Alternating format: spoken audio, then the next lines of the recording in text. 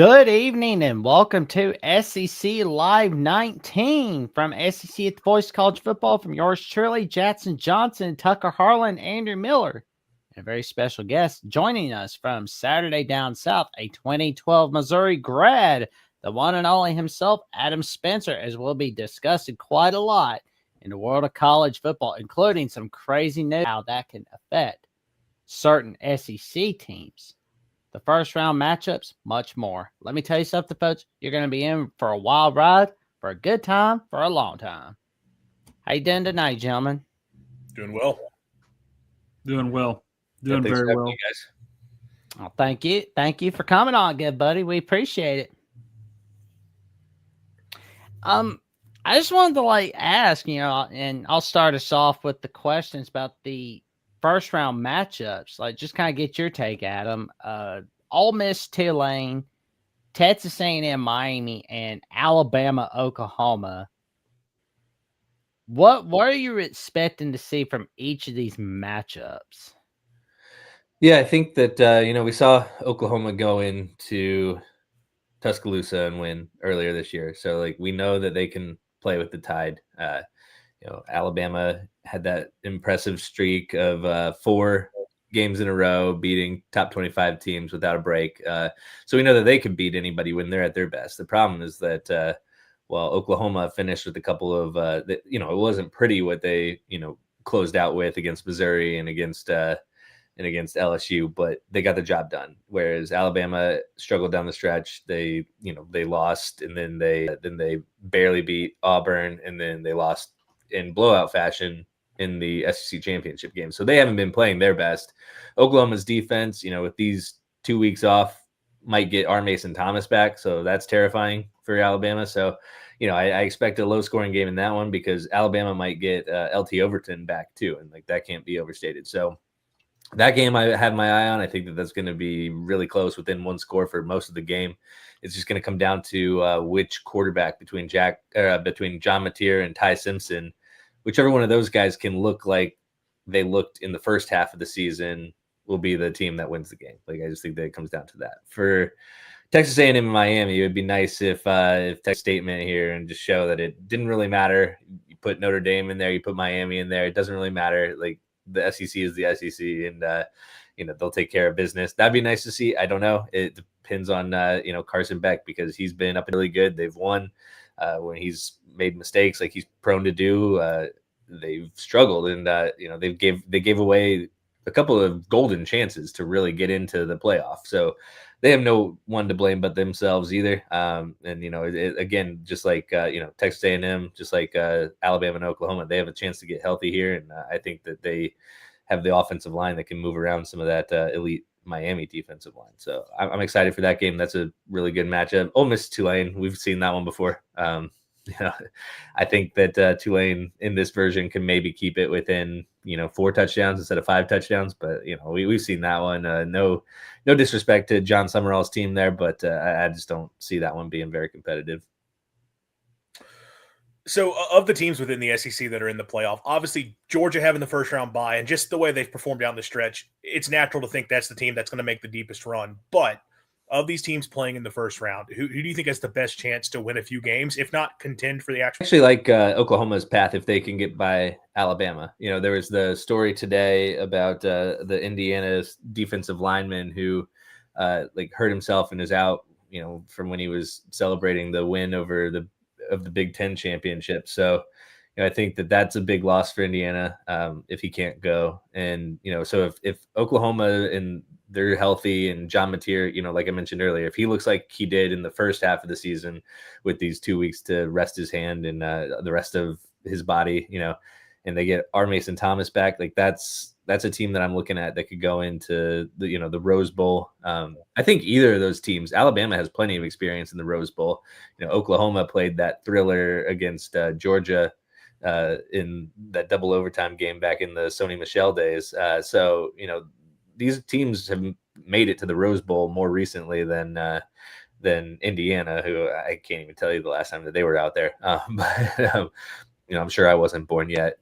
So yeah, I think that it's the pressure might get to Indiana in this. So I'm looking at those whoever wins the Oklahoma-Alabama game, I'd pick Oklahoma right now. But whoever wins that one, I think, has a pretty decent chance, because if Ole Miss wins, like I expect them to, well, now you have to face Georgia. We've seen that game before, much like the Tulane Ole Miss game. We've seen Ole Miss Georgia before, and it didn't turn out well for Ole Miss. So, I just think that Oklahoma or Alabama probably has the easiest path and the most interesting path. Yeah, so we mentioned Indiana a little bit here, and they are a team that has one of these 4 Heisman finalists on it.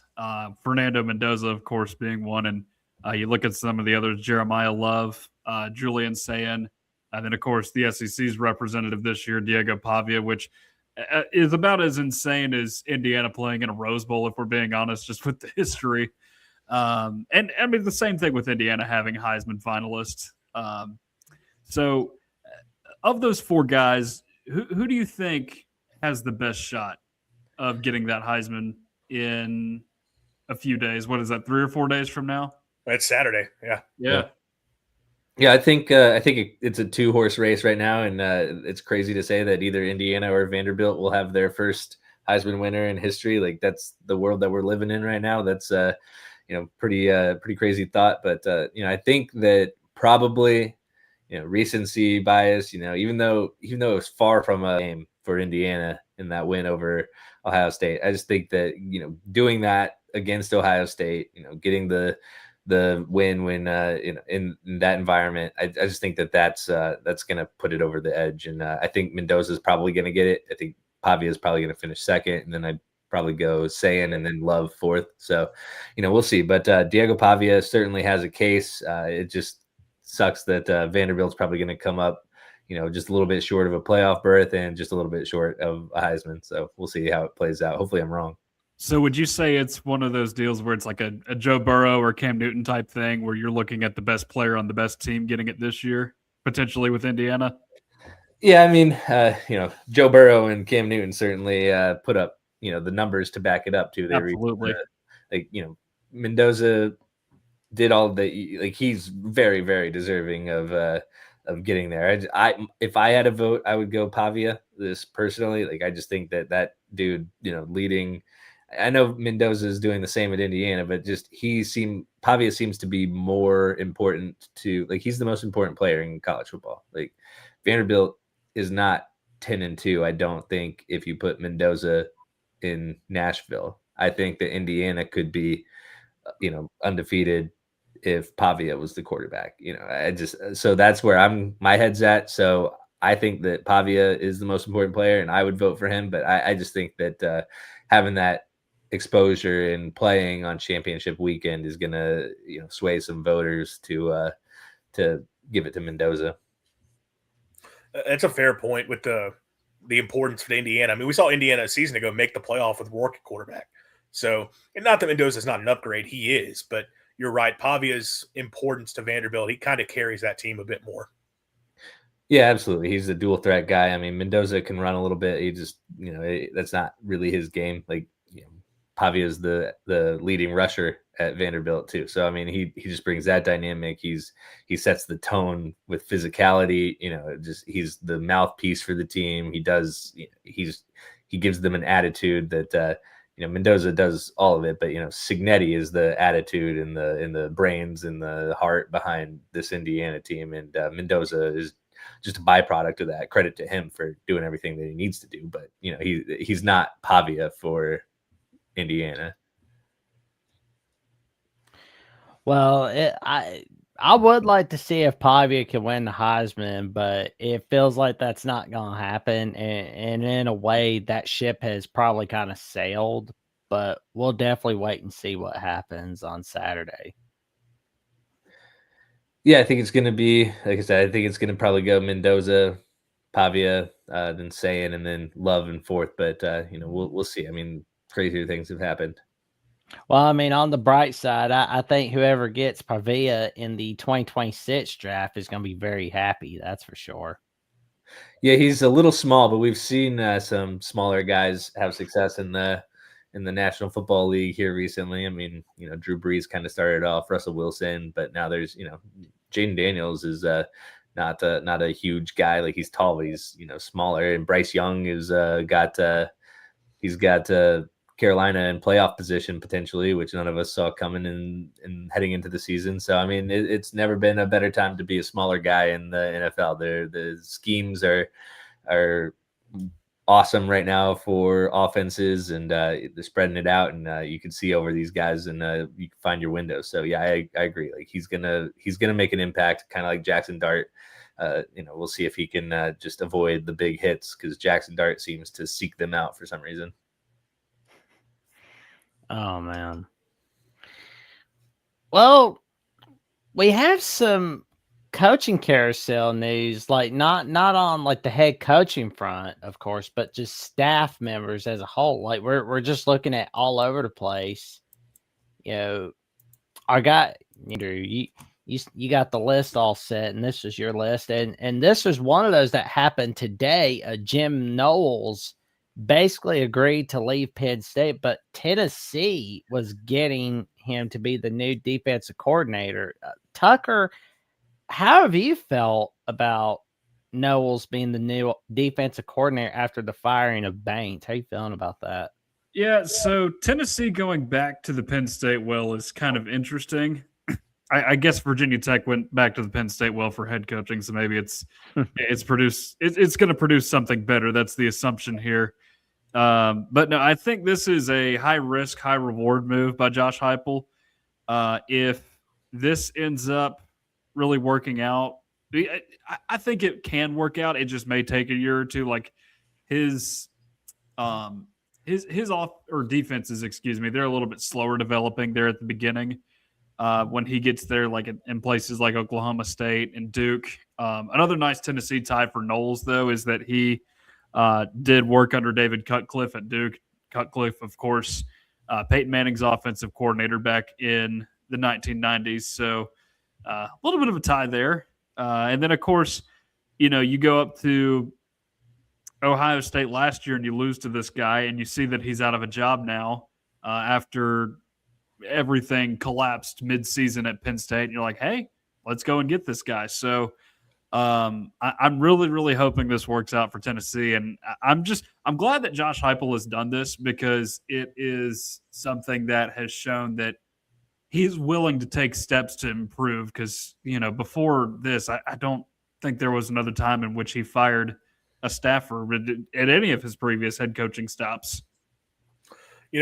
One thing I do like about this move from Heupel, it reminds me of something that he would have seen when he was a college quarterback at Oklahoma, because his college coach and Stoops was told when he went off and got a job, hire an OC that you don't want to have to scheme against. So that's why he hired Mike Leach to go be his OC at Oklahoma. And I think you're kind of seeing the same thing with Heupel with the DC hire.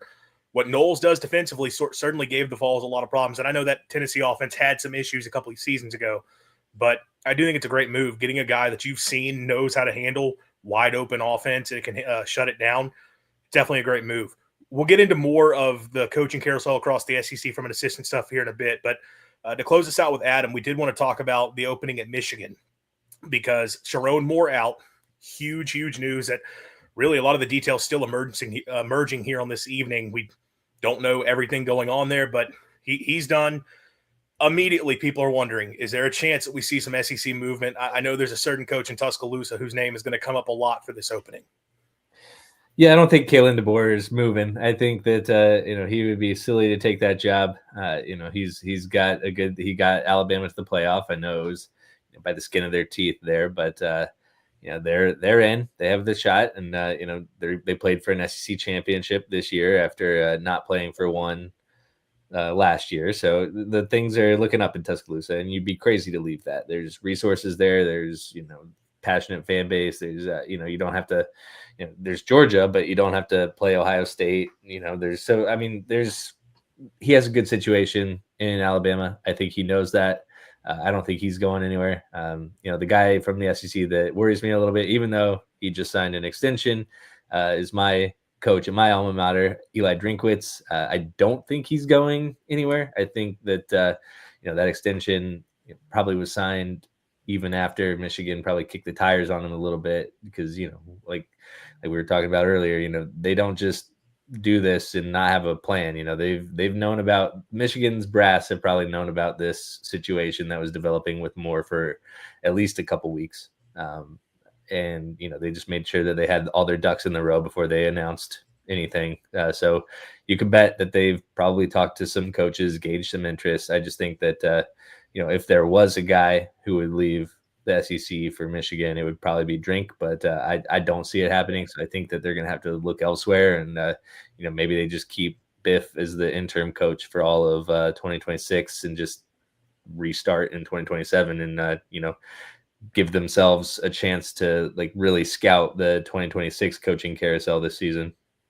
So we can't run with the story of DeBoer going to Michigan and then Lane leaving LSU for Alabama, having been on the job for 2 weeks. It's too quick for that. That would be incredible. You know, that would be a very Lane Kiffin thing to do, which I would be here for. That would be incredible content. We'd certainly do traffic numbers at Saturday Down South if that happens. So I'm all here for it. You know, a name that just popped into my head with SEC connections that could be interesting there at Michigan if they decide not to keep Biff around, or even if they do and they wait a year. You know, Brian Kelly's out on the market now. You know, that would be an interesting one. He's, you know, he had that whole thing where he was trying to get the official firing because he said that they were preventing him from getting another job by not firing him. So I bet he's looked around. You know, he's not a young guy, so he doesn't really have time to wait if he's going to win a national championship. And if there's no better options, you know, Brian Kelly's proven he can win games. You know, he hasn't gotten to he's gotten to a national championship. He didn't win it, but you know, he's gotten his teams plenty far. You know, it's just what sort of mess is Moore leaving behind at Michigan, and is that something that he wants to take on? But that's a prestige program. Did coach at Central Michigan once upon a time. I think he'd be a great fit there. It's just I feel like you can't hire him right now. It's just hard to do. There you go, man. Well, I will say, Adam, you've got some great magic cooking at Saturday Down South. What have you got going on there, good buddy? Yeah, we've got some basketball stuff coming out too. You know, we got a basketball column coming out tomorrow. I did some power rankings on Monday that came out. So you know, as the non-conference play wraps up here, we still got some good games. But you know, starting in January, when everybody in the SEC remembers that basketball is happening, we'll have you covered there. But yeah, we've got all this coaching search stuff. We'll keep everybody in the loop about what's going on with the SEC guys in connection to Michigan, and we'll see what happens from there. Adam Spencer, thank you for coming on SEC Live 19 on SEC at the Voice of College Football. We appreciate it, man. Yeah, thanks for having me, guys. Oh, you're welcome, man. Thanks, man. Thanks. Appreciate it. All righty. So it's just been a wild ride throughout the world of college football today, but we've got another wild ride ahead of us, and it's from the main man himself, Mark Rogers. Hit it. College football is even more exciting when you've got some action on the line, and the games are even better when you're cashing in. And the Voice of College Football is the place to be to get the greatest value. Start with my picks. 75% against the money line, 58% against the spread, and I've got a 40-plus year track record. 11-0 in the college football playoff for me last year against the money line, 8-3 against the spread.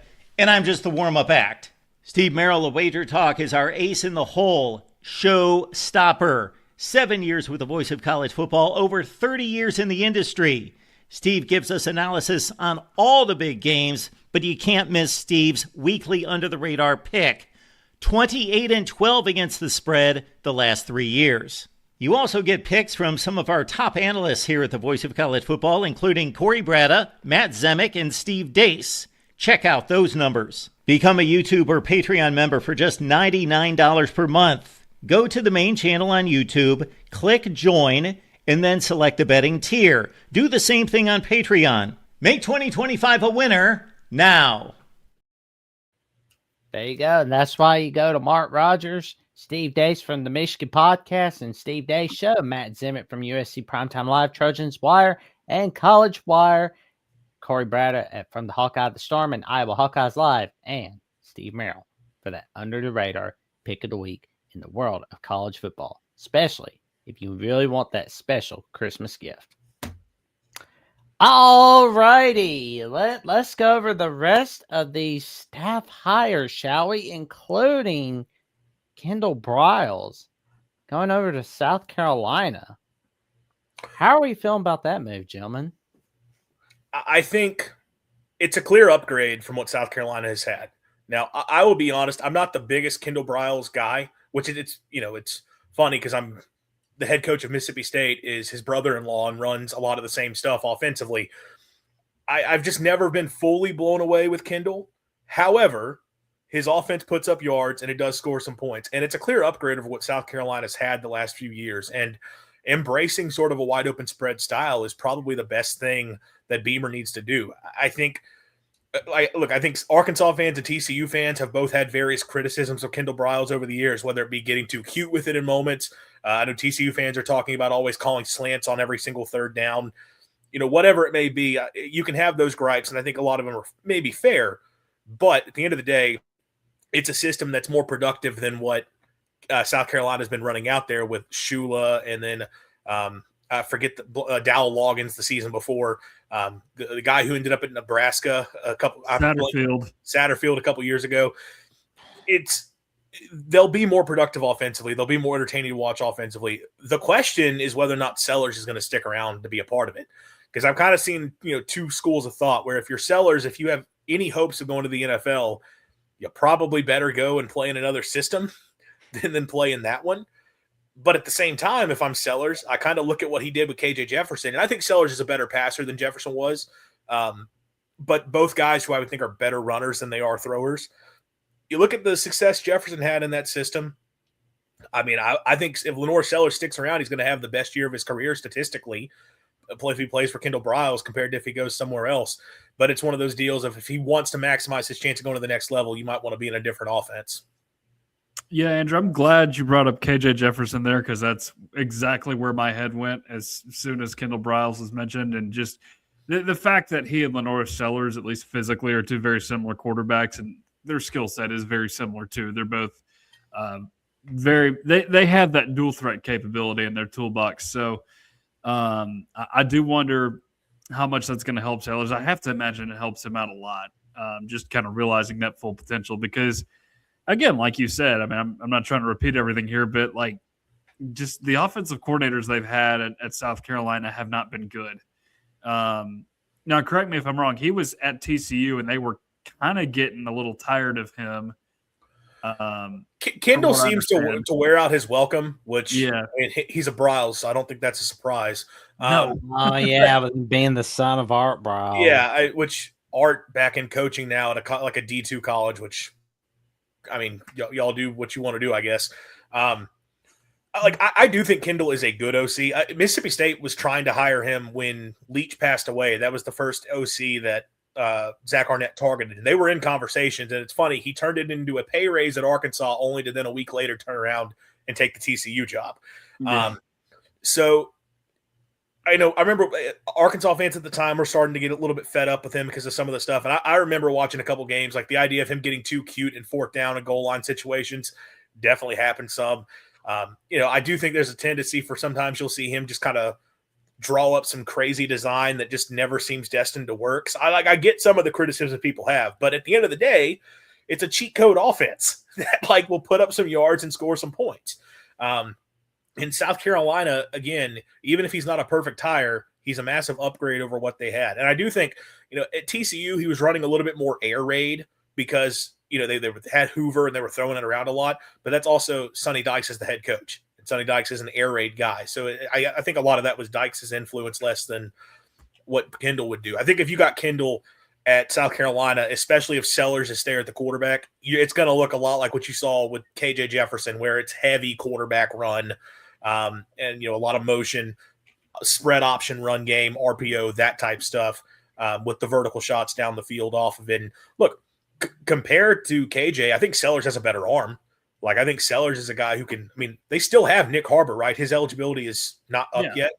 Yeah, so if Harbor can do one thing, it's run fast in a straight line down the field, pound him within, inside run game, quarterback run, and then take the deep shots on vertical choice stuff to Harbor. They could probably have a lot of fun scoring points like that. So I think it's a good upgrade for them.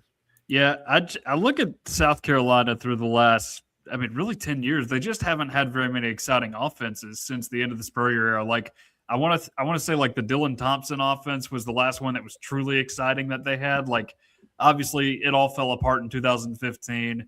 None of the Muschamp teams were ever very exciting offensively.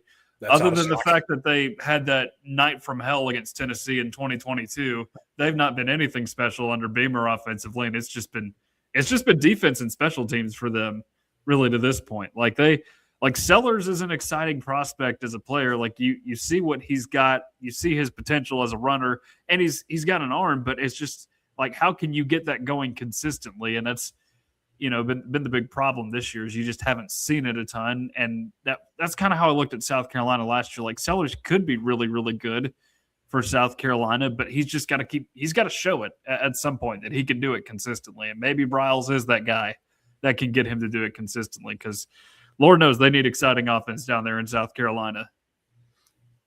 Agreed. They need some excitement, but something tells me South Carolina is going to be exciting everybody next year when no one's really talking about them. But I just keep thinking about our buddy Jeffrey, Don't He Talk Sports, saying that, where it's like 1 year when everybody's talking about South Carolina, they don't do so well.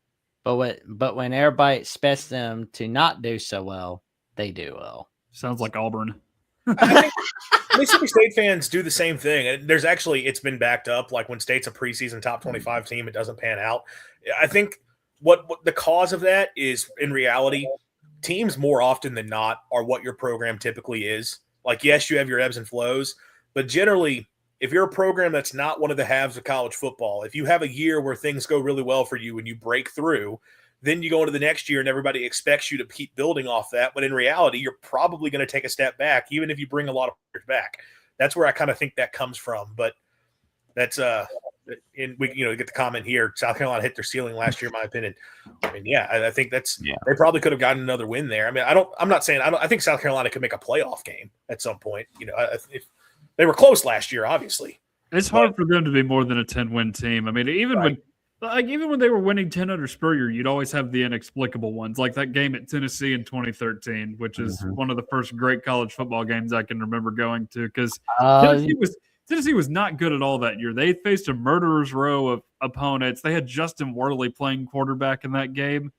Like, it just the most mediocre SEC quarterback. Oh, yeah. October 5th, 2013 against Georgia, close but no cigar on CBS, 2:30 p.m. Central. Yeah. And, I think all the details. Because he got injured against Alabama that year, and then they had to play Dobbs the rest of the way. And Dobbs had some promise, but was just not developed as a passer that season. So that, and then they chucked the Peterman out there against Florida, which was one of the dumbest things I've ever seen Butch Jones do. And there's a long list of dumb things Butch Jones did.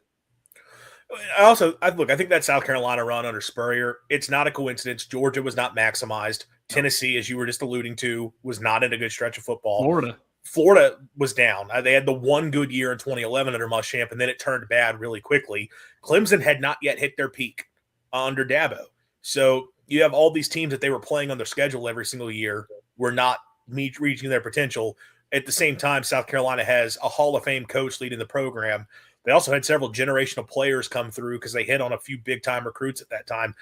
It was a perfect storm for South Carolina to be an SEC contender, and it's unfortunate for them they weren't able to break through and get a title during that time. But I think now it's just going to be tougher moving forward. But look, they can have good seasons, and Browse comes in and improves the offense a little bit. It looks like they're going to be able to keep Clayton White as DC. I know his name had come up for Tennessee a little bit, but now with Tennessee hiring Knowles, he's been a really good DC for them these past couple of years. After I think early in his tenure was not looking great, but the last couple of seasons they've been really strong, which having good defensive linemen will do that for you. Hopefully they can keep that part of it going.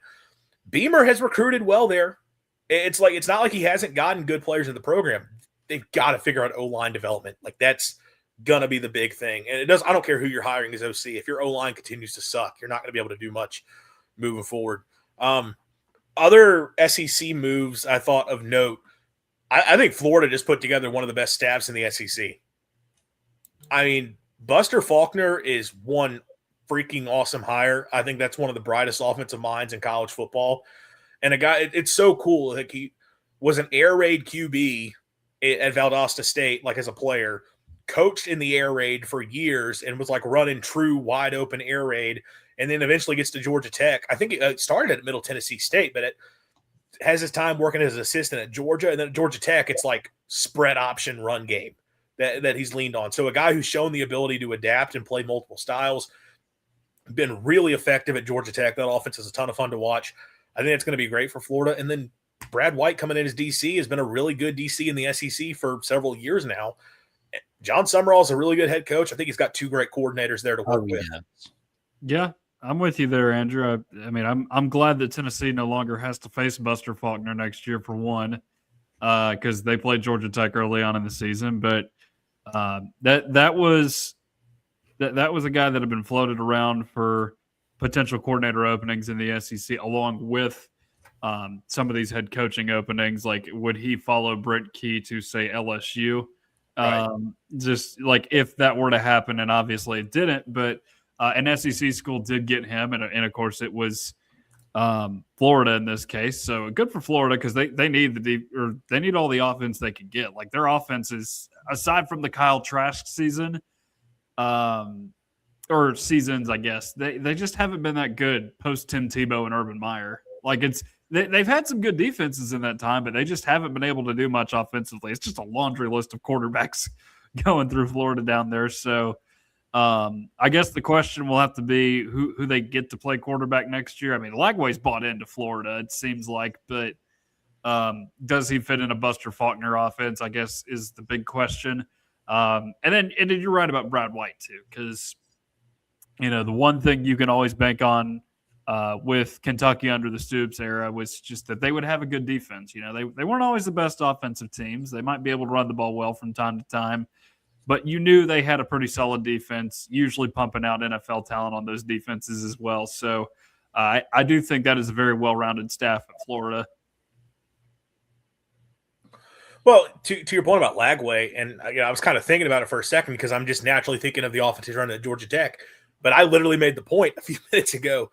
He's a guy that's shown the ability to adapt based on, what's going to work best for his team. So I think it could work, but I think Lagway's probably going to hit the portal. I mean, I don't have any info on that. It feels like he's probably going to look to move on. I know the Philo kid at Georgia Tech is someone that has been talked about. I know Georgia Tech likes him a lot. And like the Cover 3 guys were talking about this today, that could be a good move for Florida. Apparently he's really talented and looked good at Georgia Tech when he had to fill in for King. So if he could get him to come with him, they'd have a quarterback there. LSU holding on to Blake Baker, huge win for Kiffin. I mean, that guy's been outstanding since he got there and really improving that defense. Charlie Weiss apparently going to get $7.5 million over 2 years, which I got to say this on Weiss. Like, I get it. Like, LSU's going to pay you crazy money, and he is coming back to coach the playoffs. Good for him. And maybe he'll get some, if the playoff run goes well for Ole Miss, maybe he'll get some credit. But I said this on the show when we did the coaching reaction. You know what? Because at first, Charlie Weiss, apparently Lane was the only one getting on the plane. That was the quote everybody was using, who got on the plane. And with Weiss, people said, at first we thought he was just going to stay at Ole Miss. I was like, you know what? That's good for him. He's gotten a lot of flack and been called a guy who's just a Kiffin merchant and is just, not really that great of an offensive mind. Good for him that he's going to run his own offense now in Oxford. And then he goes and follows Lane to LSU. And it's like, dude, you were given an opportunity to prove your worth, because not only do like national people not give you credit, as in like when he got announced as it's the Broyles Award, right? For the top assistant. He was announced as a finalist. And then Chris Lowe puts out the tweet, well, it's Kiffin's offense, but Charlie does call the plays. Like, you have like, Kiffin was basically that. Chris Lowe is Kiffin's guy. Kiffin was launching an attack on you right there to say that it's not your own offense, and you still are not man enough to just go and stick and run things yourself, and you're going to go follow Lane, because Ole Miss fans do not think he's all that great. No. So, I mean, look, I shouldn't be sticking up for a guy like who's leaving Ole Miss. I think it's funny, but at the same time, it's like, man, you had an opportunity. But Lane's got his staff in place now. I think it's a good staff down there. I mean, the Baker thing is the big one, because you're keeping a great DC in place and you're adding the offense. Yeah, I mean, honestly, when you mentioned the thing with him running Lane's offense and him not getting credit for it. When I hear the name Charlie Weiss, I don't think of Charlie Weiss Jr. Yeah, That's not who I think of. So, I think of the. That's the all guy I that Jackson remember. was doing the impersonation of. Yeah, I think of the old Kansas coach, one of the many old Kansas coaches that did not do well there. All he did was make that dumbass face looking at a clipboard. Oh yeah, because he was at Florida too. I remember when he was at Florida. But yeah, I'm not. I guess if it's Kiffin's offense and if he's going to run it down there, then it'll work. As long as he just doesn't have some idiot back there doing it, and clearly Charlie Weiss is not a complete idiot. And Blake Baker, I think, is good too, just for holding on to what you got defensively in this recruiting class. Just because that was the one guy that Brian Kelly brought in that kind of felt like a solid hire after a while, after he cleaned out that entire defensive staff and upgraded there the following season. But then, of course, the offense fell apart. So you just didn't know if you were going to be able to keep him around or not. But no, I think this is a good move by LSU to keep him around and hopefully for LSU's sake have a well-rounded football team as a result. Jackson, what do you think about your rivals holding on to DJ Durkin as the coordinator? At least they're not making him head coach for them, but they were making him head coach. There'd be so much material. I would be clowning on him.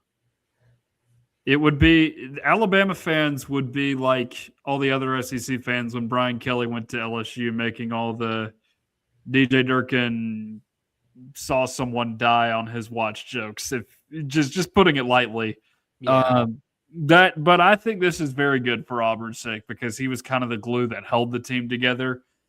Even though it kind of felt like the season was a wash after Hugh Freeze had been fired. Like, even though I guess the offense did get better after Hugh Freeze got fired, though, because they finally decided, you know what, we should play Ashton Daniels and Deuce Knight. We have some really good quarterbacks that we just haven't been touching all season because Jackson was Hugh Freeze's guy. And of course, Jackson Arnold is. Oh, it's all Jackson's fault. Why I got fired? Hugh Freeze would still be the coach right now, Tucker, if Yes. not for Jackson Arnold. Remember that. Nothing says I'm a Go to grown Justin man Wilkinson interview. like blaming a quarterback that he got over to his team to save his own butt. But yeah, and the fact that you have hard. you have different coordinators for each down of a possession. Like, what is that? That's another weird thing that happened with Hugh Freeze. Just mentally, I couldn't figure out what was going on there after a while. But I think the theory on that, the one that is most logical is some of those guys. I know for a fact the Derek Nix, the running backs coach, because he was at Ole Miss. The guy was in Oxford for like 20 years. And part of his contract, I think it was like a contract buyout clause that if he got a promotion, Auburn didn't have to pay a buyout. So Auburn named him a co-OC. Well, it's like if you're going to be a co-OC, because like I guess lawyers can dig into this stuff, and I guess their whole thing was, well, he's an OC, he's calling plays. So Auburn had to find a way to make it suggest that he's a part of the play calling, even though he really wasn't. And it was Hugh calling the plays. I think that's a big part of what it was. I look for Durkin. I will say, I think it would have been a dumb move if Auburn had made him the full-time head coach, just given like his history. And the fact, I think a lot of people were going into that Sunday expecting him to just be promoted. Even after losing the Iron Bowl, it was like, well, Summerall is going to go to Florida. Like, push to Auburn kind of happened randomly. There was a lot of Mississippi State Durkin smoke because you got Braylon Womack to flip, the 5-star safety out of the state of Mississippi who had been committed to Auburn, who was very upset that Durkin was not named the head coach. And that's part of why he chose to go to Mississippi State. Well, once Durkin was retained, he thought he might flip. He didn't. Mississippi State held on to him. But a lot of Mississippi State people thought they would have a chance to land Durkin. Lebby had ties with Durkin. They both worked together at Ole Miss. But Golis sort of decides we're going to hold on to him. And I will say, pairing what he's done offensively alongside a Golis offense, as I mentioned, like Durkin was at Ole Miss. He's been opposite of basically that offense before. So he's comfortable as a DC in that setting of like, hey, I've got an offense opposite of me that's going to play super fast and going to score points really quickly. My defense is going to have to be on the field a lot more. How do I make sure they're playing well? He's done it, and he's done it effectively. He's recruited well. They've got some really talented pieces on that defense. It does make sense to hold it together a little bit, but I guess it's kind of the best of both worlds for Auburn is you didn't make him the head coach, which would have been a big mistake, but you get to keep him on staff. You talk about Faulkner, like that was kind of the rumor was that if Durkin had been named the head coach, Faulkner was going to come as the OC. So that's interesting how that worked out there. I guess I'll bring up my school since I mentioned them there. Zach Arnett back in Starkville. Oh yeah, You're very fired. weird. You're it's unfired, very weird. But you're a defensive coordinator. But oh my god, like that's so like I was like, you can do that. Apparently you can. I like Well, that. if you're Virginia Tech and Brent Pry, Yeah. you don't even have to wait a year. We Oh my won't even buy you God. out. We'll just rehire you to be our defensive coordinator. You're fired. You're rehired. What I'll say on Arnett, I'm not necessarily a big fan of the guy because of the way things ended. And I do think, while yes, he was put in a tough spot, and he was, obviously you don't know how you're going to handle things when, he was not supposed to be the head coach in that moment. You have a tragedy that happens with Leach passing away, and he just sort of gets thrown into the role because you had to have somebody step in. And State did not have an athletic director at the time, so conducting a search just didn't make a lot of sense. And you wanted to just stabilize things. I get it was a tough situation. Well, that was thing though. It was like and stuff like that, like just kind of makes me like make my statement true. Where I consider Mississippi State to be the Detroit Lions of the SEC, where they're unlucky. They always have like the bad luck. Like something's always happening to them. It's like there's always something that they didn't ask for. Like I hate that for them. Well, we fired Alan McKean in the 1940s after he had like he had one mediocre season after a run of several great ones, and the school revolted and fired him. And we've been terrible. Oh, y'all turds. That's what started that. No, but anyway, back to Arnett. He was put in a tough situation, but he also made decisions he didn't have to make. Like his decision to fire the offensive staff and go away from the air raid was just a massive mistake on his part. Even like I mentioned earlier, he tried to hire Kendall Browse, which would have been better than what he got. But even Kendall is not off that tree, and it would have been his own coaching staff, and it would have been a different system. So choosing to go away from continuity was a mistake. He hired a lot of defensive. He made the decision to go away from calling the defense, and he went from being this guy who was this. Arnett was a psychopath on the sidelines and like just classic DC mentality when he was a DC. When he became a head coach, he was just kind of like a turtle on the sideline. Just he was quiet, weird, and it was like we know that's not you, man. Like he changed his personality. He made the decision to give up defensive play calling, which the guy he handed it off to, Matt Brock, who's now joined him back again in Starkville, ended up having an okay year defensively, and he did a really good job. He got the DC job at UConn and did well there. But still, Arnett didn't need to give that up. He hired a bunch of guys that were supposed to be recruiters, and they did not recruit well, which is interesting. Arnett made poor decisions, and he's part of the reason State's in the situation that they're in right now.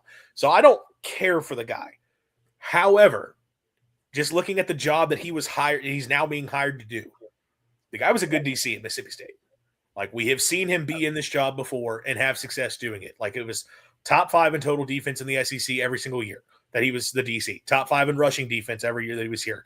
Top 5 in turnovers forced every single year that he was here. And then a bunch of other statistics where they were really good within the SEC defensively. They weren't a dominant unit, but they were a good group. And what I will say, so like we've seen him do the job before successfully. He's got used to having autonomy on his side of the ball because Leach basically let the defense just do their own thing. Like Leach was generally like, y'all go do whatever. It's your side of the ball. I'm not fooling with the defense. I don't think Lebby is that extreme, but it's still kind of the same way. Like Lebby's working with the offense, and that's the focus. Defense, go do your own thing. So Zach has shown he can lead a defense under those circumstances already. And I do think stylistically it complements Lebby. Zach is going to play a very aggressive attacking style of defense. They will blitz the crap out of you. They're going to put their corners on islands. We don't care. We're changing where the pressure's coming from, just trying to disguise things. That attacking kind of boom or bust mentality on defense typically complements a wide open offense pretty well. You generally see that. So I think the move can work. He's going to have to be a better recruiter this time around because that was another knock, was that the recruiting just was not great under him. But the on-field performance was good, and there's no doubt he's an upgrade over Coleman Hutzler.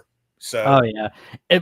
Can we say it's Christmas time in Hollis Square in Starkville with some of the magic that could be going on in Mississippi State? Because I mean, I'm liking where it's going. I mean, I don't want to call it early, but I'm kind of feeling like Mississippi State could be where like Clark Lee is taking Vanderbilt, right? Where it's like that 3rd year jump and that 4th year jump.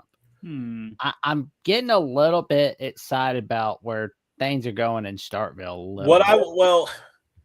it's like every time something good happens that fans are getting excited about, then Levy does something that makes people upset. Because you finally see Kamario Taylor start at quarterback, and people are very excited over that because of his potential. You move on from Coleman Hutzler, and you go get Zach Arnett, and most people are excited because we're conveniently going to look past the 2023 head coaching tenure of Zach Arnett. Look at Zach Arnett, the DC. That was good. So we're excited for that. That side of the ball should be better. So we have this fun quarterback. We have a better defense. All right, we're hyped up. Hey, we're going to a bowl game, right? We're getting to go to the Mayo Bowl. Yeah, it's APR scores, but you know what? None of us really care about the result. We just we get 15 practices, and by God, that team needs him. And more importantly, Kamario Taylor gets another game. He gets to start before fully turning the reins over. It is the Kamario Taylor program in 2026. So all of that's great. And then Levy fires the wide receivers coach, Chad Bumpus, who's like one of the most beloved Bulldogs of all time. Yeah. And doing a pretty good job. And a guy that the fan loves Mississippi State. That guy is a ride and die Bulldog till the end of time. And that's the move that's been made that no one saw coming either. None of us expected it. So, meanwhile, there's other coaches on the staff that people are like, why are those guys not fired? You're firing Chad, but not these guys.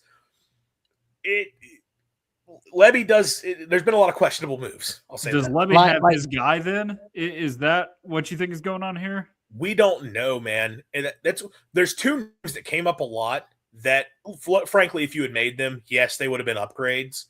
I mentioned Derek Nix earlier from Auburn. He's been a wide receivers coach before. Was a wide receivers coach under Levy at Ole Miss, or I guess an assistant alongside Levy at Ole Miss. But I think the word that's out there is that if he's a Southern Miss alum, if he doesn't get the Southern Miss head coaching job, he's probably going back to Oxford. The other name was Jacob Peeler at Missouri, who's their wide receivers coach. He's a Kosciuszko, Mississippi native and has a Mississippi State degree. So has all the ties, was at Ole Miss for a while as a receivers coach, coached some really good receivers, recruited some good receivers. You look at Missouri's receivers the last few years, done a really nice job there recruiting those guys and coaching those guys. Sounds like he doesn't want to move. So the 2 guys that are clear upgrades who do have the ties you're looking for, State's probably not going to get. We don't really have any other names to this point. And you would think, does Levy want one of his guys? I was looking at the coaches he's hired over the years, or the coaches he's worked with that have been receivers coaches. None of them have been with him previously. It's generally guys who have just been at those schools, mostly to be there as recruiters. So he doesn't have a history of saying, I need one of my guys to come in and be a receivers coach. That doesn't mean he's not going to do that this time around. It's just I have no idea what direction he's going to take it. It's a controversial move that if this one doesn't work out, look, at the end of the day, this system produces big seasons for receivers. That's just kind of how that works out. And receivers are going to want to play in this offense, whether Chad Bumpus is here or not. But if State's receivers are not better next year, that's going to be one of those things that people turn on Levy real quick because you let a guy who loves the school and the fan base adores showed him the door because you felt you could have made an upgrade. So we'll see. I don't want to just keep talking about Mississippi State. Of some of the other changes that happened in the SEC that we haven't talked about, what are ones that stand out to you? Ooh, Texas A&M. Texas A&M. Like Klein left for Mama calling him to come home in Manhattan, Kansas, and our good buddy Cam Honesty from Texas A&M at the Voice College Football and Aggies Wire has some candidates for us. Yeah, there, dude. Okay. Brian DeBalt, I'm kind of questioning that, but again, there is that Saban year for 20. He's a good coordinator, though. I don't trust him as a head coach, but I can trust him as a coordinator potentially. And Gerard Johnson, I always think about him as the quarterback for Texas A&M Same. from '09, and I remember where he started the first 6 games of the 2010 season where they were 3-3, but they finished the regular season with 6 straight wins, which included a victory over Oklahoma, a victory over Nebraska, and a Thursday night football victory on Thanksgiving night over the Texas Longhorns, who wound up becoming 5-7. And I believe Texas A&M lost to Oklahoma State on Thursday night football on September 30th, 2010 on ESPN, which basically cost them a shot of going to the Big 12 title. But anyhow, yeah, Gerard Johnson, I keep thinking about him for a little bit, but he's been doing very well at the Texans as their QB coach for a moment, but I'm kind of feeling like he's wanting to wait it out for a promotion, honestly. But then again, he could be calling home the College Station. But Todd Monken, Former Georgia offensive coordinator. Monken is fantastic. Yeah. I would get him if you could. start with irons hot. And I mean, like the Ravens, are they even going to make the playoffs? Who knows? I mean, the Steelers always do just enough to get a winning record in the NFL, which that could keep the Ravens out. I mean, it is like good grief. If you told me Monken, like let's say Monken stuck around with the Ravens for another season, if Levy didn't work out, I would take him as head coach of Mississippi State. Because by the way, like he's been a head coach before and took over a massive rebuild at Southern Miss and won 9 games there, like in his 3rd season. So the great offensive mind, has been a successful head coach before. If A&M could get him as an OC, that would be an awesome move for sure. Oh, no doubt about it. No doubt about it. And Holman Wiggins, little promotion from within. I'm liking that idea. No, hell no to Bobby Petrino. They had him what 3 years ago now. Mm-hmm. Yes. Yeah. Get out of here, Petrino. Was I might have missed it. Was Mac Leftwich on there? No, I'm afraid not. I think I saw one person talk about him. That's the OC at Texas Tech. So and he's been in Texas a lot. He was at Texas State before that. He was at Incarnate Word before that. Really bright young offensive mind that would kill it if he got the opportunity. I don't think he would leave Texas Tech because I think he's probably going to be next in line to get a head coaching job. And with Texas Tech, the money they're spending on a roster, why not just guarantee we're going to have the most loaded team in the Big 12 and then they'll score a bunch of points in the Big 12 rather than go to the SEC where it's more of a risk. Like he can probably parlay this and do another job. So I think I saw his name come up a little bit. I mean, look, A&M's going to have good options. The big thing is, look, you have the talent. Hopefully somebody can step in and make it work. But as we've seen in plenty of other places, that's not always the case. Another job that's not filled yet, Kentucky's still looking for DC. They did make a hire, though, of OC with Joe Sloan. I'm intrigued by that one. So, okay, I'm not going to do the whole thing of good luck with that, Kentucky fans, because I pointed out today on Twitter, because Kentucky fans are doing it to Mississippi State fans right now over a guy who's not even going to be an OC. He's not calling plays. He's an assistant on the staff. And, like, I think he's supposed to be working with quarterbacks, which people are like, well, still, did you see Kentucky's quarterbacks? Like, his offenses were good when he wasn't working for Mark Stoops, Kentucky fans, but okay. Also, Levy's still going to primarily be the one working with quarterbacks.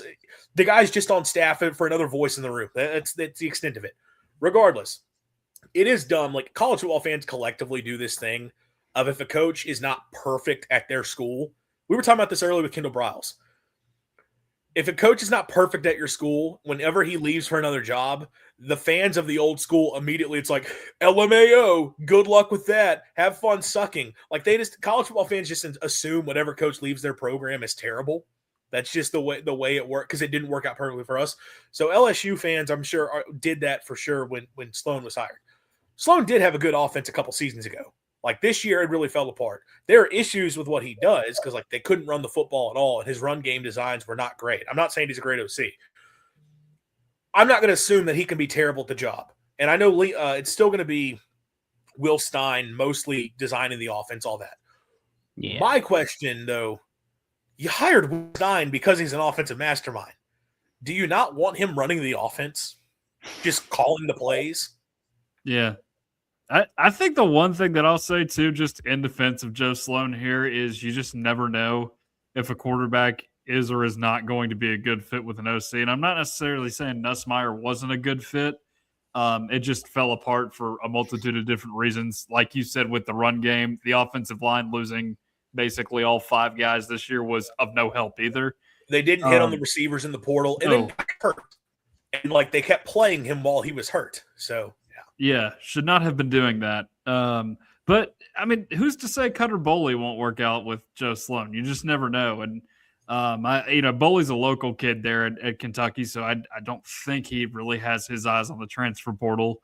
And it seems like, because I saw one of their signings, I think it's Ponatoski, the tight end, or not tight end, the quarterback that they're getting in this 26 class. He seemed really like Will Stein. So I think, if anything, it should probably be Joe Sloan running Will Stein's offense. That's probably the best thing to do there, because I mean, like you said, it fell apart over the last few seasons. It was always going to take a step back with Nussmeier at quarterback as opposed to Jaden Daniels, but there were other factors involved too that were not helping. Well, for me, it's not even so much a Sloan thing as just the idea of, like, I talked about this with Arnett. You got the job for a reason. Like Arnett, you were doing a great job calling the plays on defense. Why are you giving that up just because you're head coach? And I know it's a big debate right now, because this was talked about a lot with Sark this year at Texas. Like, can you still be a head coach and be a play caller in this era where all the game management that you have to be able to handle, which that's always been a thing. I don't know why the game management stuff gets brought up when that's literally always been the case, but it's more the roster stuff that, well, you got to be recruiting your team constantly. You got to be recruiting the portal constantly. You got to deal with the NIL stuff constantly. And can you handle all that while still making sure you're putting the best offensive or defensive product on the field as a play caller? I hear it. And I think you definitely have to have people on your staff you can delegate to for one responsibility or the other. But if you got the job because you're a great play caller, go be a great play caller. Like, I think it – I don't know. I don't think it's the smartest move by Stein right away. But I think it's a great hire for Kentucky with him as head coach. It's weird to me to see him giving that up.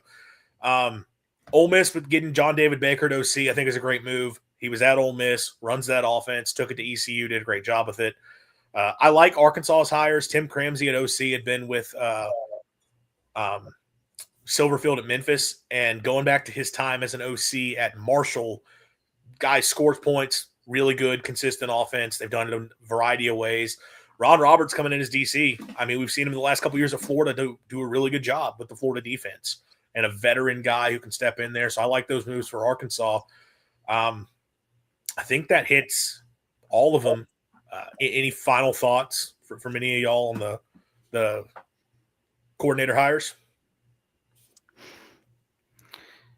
That's about all I got, because Roberts was at Florida, and that was like the one redeeming part of their team this year, even though it was bad. And of course, that was the one thing Arkansas couldn't do this season. So I guess I'm not going to say anybody would have been an upgrade for Arkansas at defensive coordinator, but they were just that bad this year, all season. And personnel had a ton to do with it. They didn't have players on defense at all, which, look, I think Roberts a few years ago at Baylor, he lost his job there because they were bad on defense and they really didn't have a lot of players. And it's kind of like, all right, how much is that on the play caller? So we'll see. But so if you don't get the players, it's not going to matter. I will say, though, I think it's a smart move for Silverfield of being like, look, the defense is just a massive overhaul. Let's get a veteran in here who's done the job at multiple stops and has shown the ability to do it. Just even if we're not great defensively, can he make us be competent on that side of the ball? I think it's a smart move. Yeah. We did have a question. I guess we could probably close with some bowl thoughts. How many bowl games should the SEC win this year? Well, Vanderbilt should smack Iowa, basically get out the belt and just beat their butts. Missouri, I talked with Kyle McAvery that There'll be a video on here on ACC The Voice of College Football coming out on Missouri, Virginia preview coming soon. I talked with him when we recorded today about the game, and I think Missouri wins a tight one against Virginia because, like, Virginia has just been in one-score games all season, and so is Missouri. So that's going to be a tight one. LSU Houston, who knows? Who knows about that one? That's Connor terrible. Wigman. Yeah. Is he playing in that game, though? Because I thought I saw he might have been hurt. Oh, Lord. I forget. I don't know, but neither of those offenses are very good. So, No. and the defenses are both solid, at least. Houston's is solid. LSU's is full on good. So that's probably the total is 41.5 in that game. Goodness. I mean, Michael Van Buren and Connor Wigman going at it. Shout out to Michael Van Buren. Yep. Former state legend. Biff Poggi led Michigan against Texas. Yeah, that one's interesting. I think now that this whole thing has happened with Sharon Moore, now that this has escalated, you probably have to lean in Texas's direction, right? I'm pretty much going with Texas at that point because I would have leaned Texas to begin with. Don't they play next season in Austin? Or is it Ohio State coming to Texas next? Ohio State's coming Texas next year. Michigan is coming over to Austin for 2027. I thought it was one of the two. Yeah. So they played a lot of games kind of close together. Yep. And we're going to get that little Texas Notre Dame home and home 2028 and 2029. So Mississippi State's favored as a 5-7 team against Wake Forest. Makes sense, honestly. Wake Forest is what are they? They might be a 7 or 8 win team, but it's still an ACC team. I favor the weakest of the SEC teams over average ACC teams. I will say Wake's defense is like legit good. You're going against Robbie Ashford though. He's not anything phenomenal. Oh man. Zach Arnett will not be calling the defense, but he will be. I think Arnett's just using this time as evaluation, because Levy was asked about this today. They're going to have co-DC Matt Barnes call the defense. I'll try not to do the South Park joke when Mississippi State does beat Wake Forest. I promise. I will try to make sure I don't do the South Park joke. What South Park joke is that? 6-7. I don't consider that a South Park joke, but okay. No, it's not. It's just a middle school brain rot joke. Yeah, no, I just know from South Park, but that's it, really. That'd be about right if Mississippi State were to finish. Hunter Yurchik ruined it, but the Voice College Football is going to make sure to bring it back in a nice way. I do not condone that message. Let's not bring it back. Let's not. Please not. Let's not do that, Jackson. We don't like it here. This show so quick if that becomes a thing. Yeah. We'll just quit. We're not even going to do the show if that becomes a thing. I do hope now. I kind of hope Mississippi State loses to finish 5-8, which is be such a weird record. But just so that we're not 6-7. Yeah. No, 5-8 would be an odd record. I think North Texas had that, losing to Army several years ago with Alec Morris playing quarterback. Yes, they did. Because this is it's a 2011 Music City Bowl rematch, Andrew. Yes, it is. That was very early in my state fandom, so like I considered myself to be a state fan. I followed that game online because I don't think I had TV at the time. I don't think we had our satellites. I wasn't able to watch. I was so mad when Mississippi State lost to Auburn week 2 in 2011. I saw the end. That was a game I saw the end of, so I know. Yeah, the 4th down stop. Yeah, which was controversial, and I think Auburn was given a 1st down that they did not get at some point in that game, or like in the 4th quarter. Yeah, State. That we talked about it earlier. The idea of teams coming in with hype. Mississippi State had been 9-4 the year before and was ranked in the top 25 to start 2011. And Mississippi State lost that game to Auburn, and their season spiraled, and they finished 7-6. But they won. They did win the bowl game. Vic Ballard broke off a couple long touchdown runs. The defense was dominant. Fletcher Cox blocked a field goal. So an old Music City Bowl rematch now played in the Mayo Bowl. And if Jeff Levy wins, he gets mayonnaise dumped on top of him. So somebody need like at some point, like when there's like the Duke Mayo Bowl, like you know, instead of it just being like mayo, just have it be chicken sauce. Just have it be chicken sauce instead. That'd be an improvement. I am anti mayo. I hate it if it's in its normal form. If you use it as a base to make a different sauce, like a dipping sauce for chicken, or if you use it for like potato salad, if you add flavors to it that no longer make it taste like mayo, I am okay with it. If it tastes like mayo coming out of the jar, I don't care if it's Blue Plate. I don't care if it's Duke's. I don't care if it's the not mayo Miracle Whip. Does not matter. I'm not putting it on a sandwich. That's why it would I will only eat a dry sandwich. I don't care. That's why the loser would be dumped in mayo. The winner will be dumped in chicken sauce. There you go. Levy did say he is not a mayonnaise guy, but he will take the bath if State wins. Oh, So that sounds filthy. Oh my god, we were a little off rails on the last bit show talking about the joke, whether it comes back or not, and what to dump on the winning coach for the Mayo Bowl. If you don't want mayo, all of it. Like we're just having some fun all right here on SC at the Voice College Football. Give me literally any other condiment.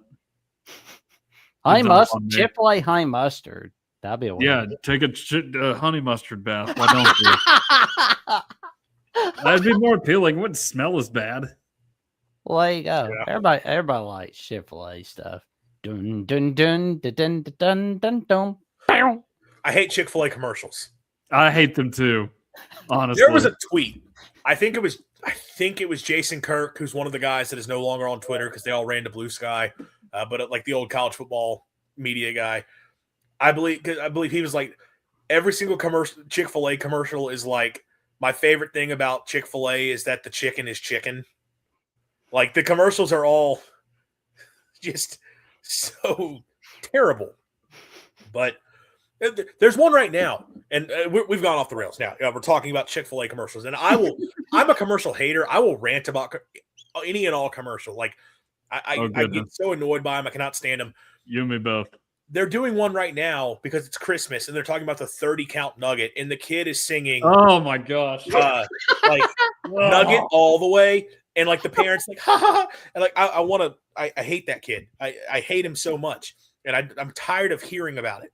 Yeah, you and me both, Andrew. I've become a big Mute the Commercials guy in my life. Like since I started living by myself for a little bit, like, and I have a TV in my room. I am not going to listen to them at this point. Oh, here's one commercial that I'm sure gets on everybody's nerves. Those little K Jewelers commercials, like every Christmas, every holiday season, every Valentine's Day, it's the same thing. Every kiss begins with K. It's like, no, it doesn't. No. Get Jennifer Coolidge off my TV. I'm more of a December to Remember hater myself. Oh man, but none beats the classic of the Eminem scene, the Santa Claus. Santa. Yeah. That one's fine. I don't have an issue with that. Love it. Oh man, we probably need to end the show at this point. But yeah, but Andrew, what magic have you got cooking up on Mississippi State, the Voice of College Football, and on fan side, good buddy? Well, we're talking a lot about coaching changes in Starkville because Jeff Levy is overturning a good bit of the staff. So that's going to be a big part of the conversation. Obviously, we'll be taking a look at the Mayo Bowl more in the coming weeks and what our expectations are for Mississippi State against Wake Forest. Also diving into the portal, which Bulldogs have hit the portal or are supposed to. Technically, nobody's in the portal yet. It doesn't open until January 2nd. What are the positions Mississippi State's going to target? That's going to be the big stuff that we can look at, whether you're on Voice of College Football for Mississippi State or Maroon and White Nation fan-sided. That's going to be the big topics of conversation because we're avoiding talking about Mississippi State basketball right now because it's rough, man. It's rough. I'm about to have to find a lot of football offseason stuff to talk about or start getting excited for baseball, which I as much as I like baseball, I'm sort of like wait till the season gets there to start talking about it. We might not have a choice but to start doing some baseball previews because MSU basketball. The women's team is winning. Good for them. They are having success. So if that continues into SEC play, we can keep that up. But men's basketball, it's rough. But yeah, a lot of football offseason, transfer portal, coaching staff changes. A lot of that. Yeah. There you go. Check out that magic that Andrew is bringing on L State 2020, all right there on @Twitter and on Maroon and White Nation or Maroon and State Nation? Maroon and White Nation. Maroon and White Nation. Okay. And Mississippi State, the voice of college football, and all right here on ACC, the voice of college football. That beard brings a lot of magic. Tucker, what have you got going on Sports Illustrated, Balls Wire, Tennessee at the voice of college football? Good buddy. Oh man, we've got a lot. Sports Illustrated, it is like it's all kinds of college football content.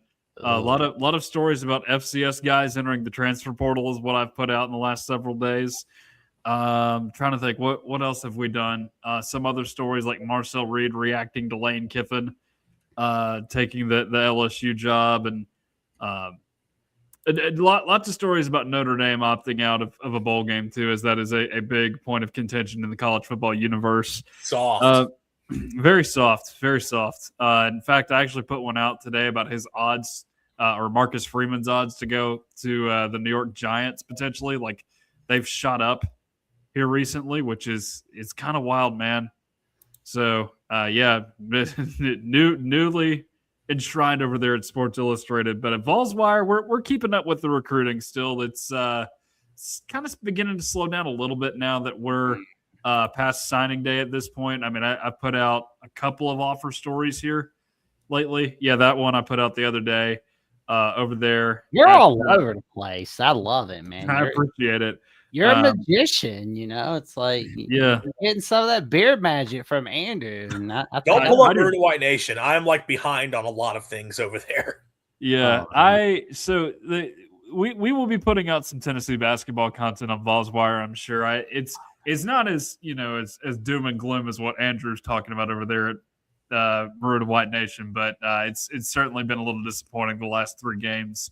Vols have a much needed break in basketball from just playing quality opponents. They get Louisville, I think, a week from yesterday, so we'll see how that game goes. But we continue to pump out the stuff at Vols Wire. You know all about Tennessee at the voice of college football, and of course we're going to talk more about this bowl game. We didn't really mention it tonight, but Tennessee plays Illinois. I had basically said on our little our reaction show for